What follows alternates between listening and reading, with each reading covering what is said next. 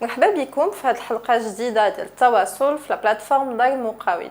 اليوم غادي نتكلموا على كيفاش يمكن لينا نتواصلوا عبر الشبكات الاجتماعيه، علاش من المهم باش نتواصلوا عبر هذه الشبكات، وكيفاش يمكن لينا نختاروا الشبكه اللي تناسبنا، وكيفاش يمكن تطوير لو ريزو ديالنا.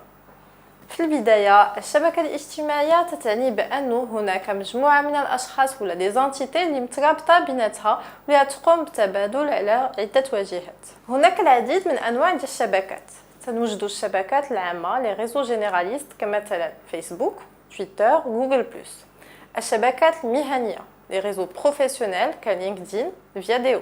الشبكات البصرية ريزو فيزويل كفليكر، انستغرام. والشبكات فيديو كبيريسكوب، يوتيوب وديلي موشن. والشبكات على المحمول ريزو سور موبيل كبات وفيسبوك، ولا الشبكات ديال الاسئله والاجوبه بحال اسك. علاش التواصل عبر الشبكات الاجتماعيه مهم؟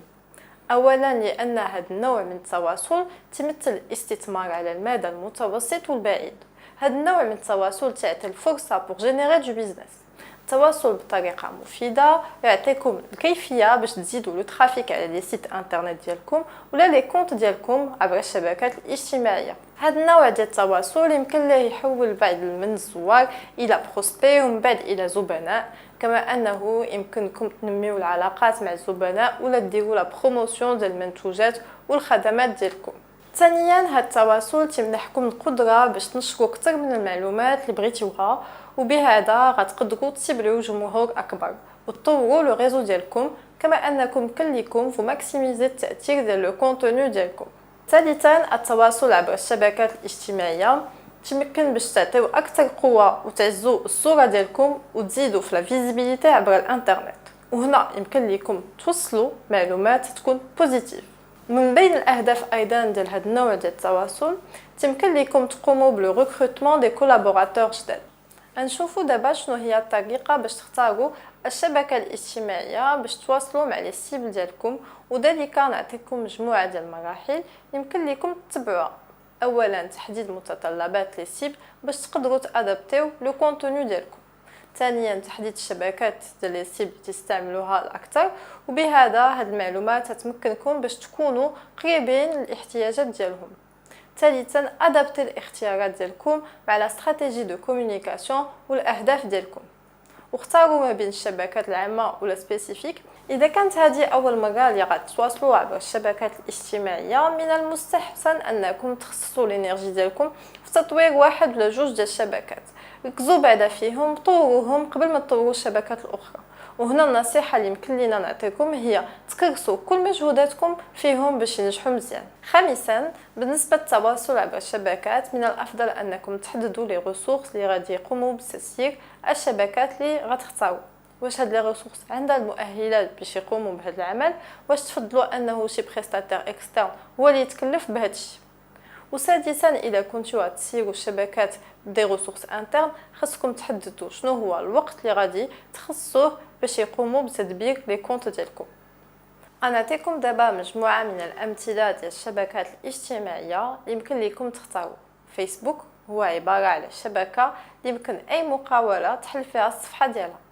هاد الشبكه تجمع جميع لي سيب لاعمار مختلفه، مختلف فئات اجتماعيه ومهنيه، وتمكن لكم من خلالها تنشروا فيه العديد من المعلومات وتكون فيه تفاعل مع لي زانترنوت، وتعطي الفرصه باش تسيبلي الاشهار ديالكم، وفيها عدد كبير من لي زوتيليزاتور. يمكن لكم تستعملوا فيسبوك حتى في الموبيل، ويمكن تبارطاجيو الصور ولا لي فيديو متعلقه بالمقاوله ديالكم. لينكدين هي ايضا شبكه تري لارج يمكن لها تقراو وتكتب فيها بزاف ديال الحوايج. لينكدين هي شبكه اكثر مهنيه ونورمالمون لو كونتوني خصو يكون تري بروفيسيونيل. المثل الثالث هو انستغرام. فالعديد من الشركات ولات تستعمل هذه الشبكه هي تقوم بالبارطاج ديال التصاور، ومن المستحسن انكم تادابتيو الاختيار ديالكم للاستراتيجيه العامه والاهداف ديالكم باش تطوروا لو ريزو ديالكم. هناك بعض الاعمال يمكن لكم تقوموا بها.